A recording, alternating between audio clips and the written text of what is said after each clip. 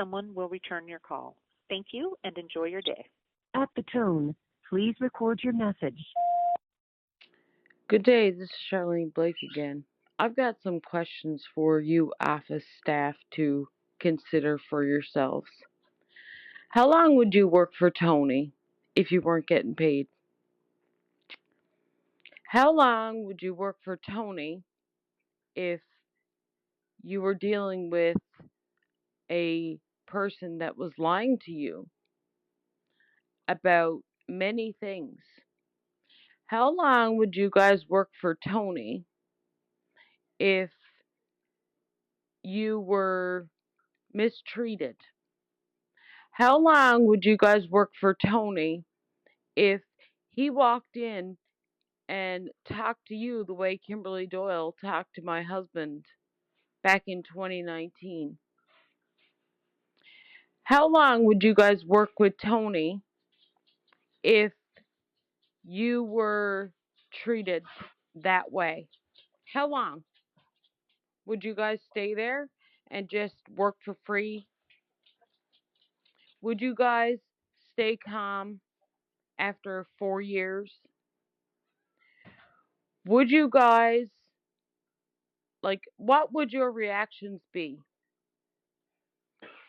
What would you do knowing that he's the premier of the province? And he was doing all this, and every single time that you tried to reach out to the news media and the ministers and the citizens rep and the law society or legal aid or whatever you needed, and whoever you thought should be helping you, and you were told, we can't do anything, even though you knew they could, but you were always told, no, we can't do anything, we can't do anything. He's the one in full power of all this, and there's nothing we can do. Absolutely nothing. And you were ignored. Just silence all around. Would you take to social media like I have? What would you do? Where would you go? Who would you turn to? How many nights would you spend crying? How many nights would you spend angry?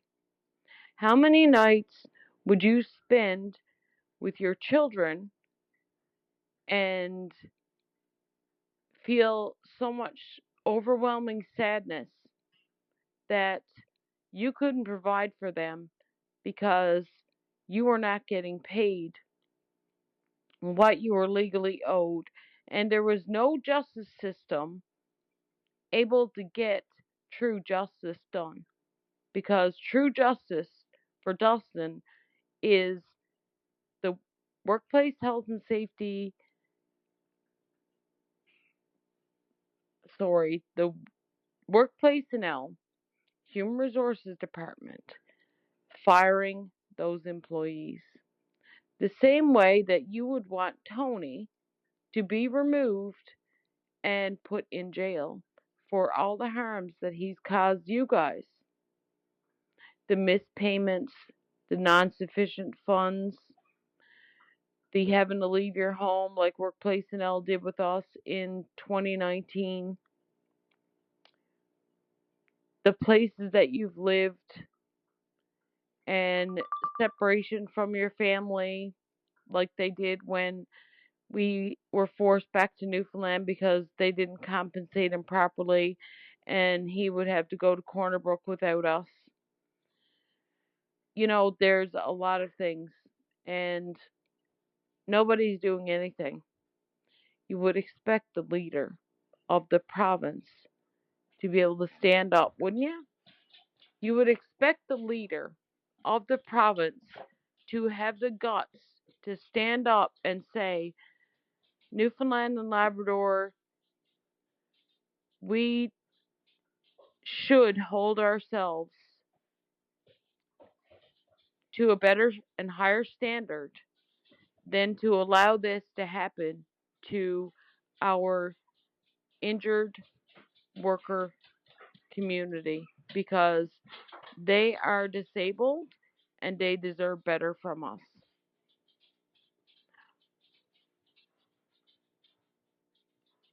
Why is it that Tony is not doing that? Why? And like I said, then you wonder why I scream, why I yell, why I get frustrated, why I get a certain tone, and all of those things. Put yourselves in our shoes. Put yourselves in our shoes in 2019 when we had no money coming in. Dustin was having a reoccurrence. He couldn't walk, couldn't put weight on that leg, and we didn't know how we were going to feed our kids and pay rent at the same time. So we were basically on the streets of Fort McMurray. We had to put our clothes and whatever we could fit in the back of our SUV and hope that we had enough gas to get us across the country to our family. That's what we had to do. And years later, no matter how many times we've written and been nice, Workplace L still denies the fact that they did that to us. They won't even have the conversation in a sensible manner about those things. What about if that was you? And the sad part is that if this ever is one of your children or one of your grandchildren, you will probably be dead by that time.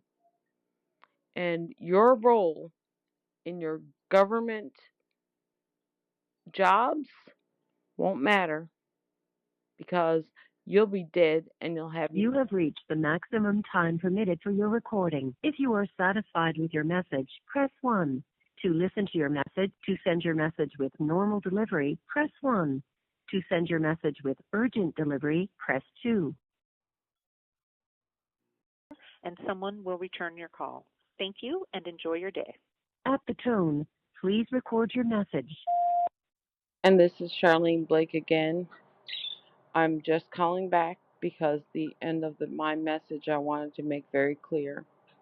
When I said it won't matter because you guys will be dead, what I mean by that, just to be very clear, is that you'll be old by the time that happens. You will probably pass away from old age or sickness by that time. You won't be around if this continues. So you won't be able to help your children if this continues with work personnel. You won't be able to be their voice then. And nobody's going to care that they're your grandchildren or your great grandchildren or your child, even. That's the reality. Because it seems like no matter what, when you get injured in Newfoundland Labrador and it's a permanent injury or an injury that causes a permanent loss of earnings or a permanent loss of earning capacity, nobody gives a shit about you then. And you're abused by the system, but you're also abused by the people around you lots of times because nobody gives a shit. They expect you to work through all your pain, all your suffering, and just keep pushing forward. Which is all fine and dandy because a lot of injured workers do still try to work to the best of their ability, which is what exactly my husband has been trying to do. But that doesn't erase the fact that the loss of earnings calculations should have been done properly, and they haven't been. the medical information should have been handled properly, and it wasn't. And the loss of earning capacity should have been estimated and paid by now, and that hasn't been done as well. Instead, all he has received is lie on top of lie on top of lie on top of lie on top of lie.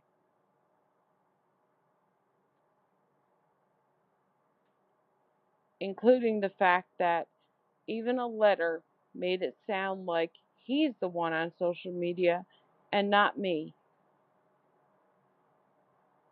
So he's been denied access to the individuals in control and looking at his private medical documentation because I took to social media with this story. I exposed the ones that were lying, and they don't want to be exposed. So what they've done is they've removed the names. Sounds like a bunch of criminals and a bunch of cowards who are so brave when they can get away with it. But the minute that they can't get away with it, oh, they do everything to hide their true selves. That's cowardly. And when is Tony going to acknowledge that this is happening? When is Tony going to give injured workers a voice? And when is Tony going to stand up and change this so that our children and our grandchildren don't have to go through what my husband and other injured workers have gone through if they get injured on the job? It's time for Tony to act today. It's time for him to stop putting his head in the sand. It's time for him to stop ignoring all of this and kicking the can down the road. I've asked him to be a voice. I've told him that I wasn't going to play nice. And I don't play nice with people who intentionally cover up things and walk away from things and don't use their voice. I'm not going to be nice with my tongue. It is what it is. I stand up for people who need me. And it's quite clear that Tony has not figured that one out yet because injured workers need him, and he hasn't figured out that he should stand up and do something. It's not that hard. It's not that hard. I think he needs to pray more. Merry Christmas.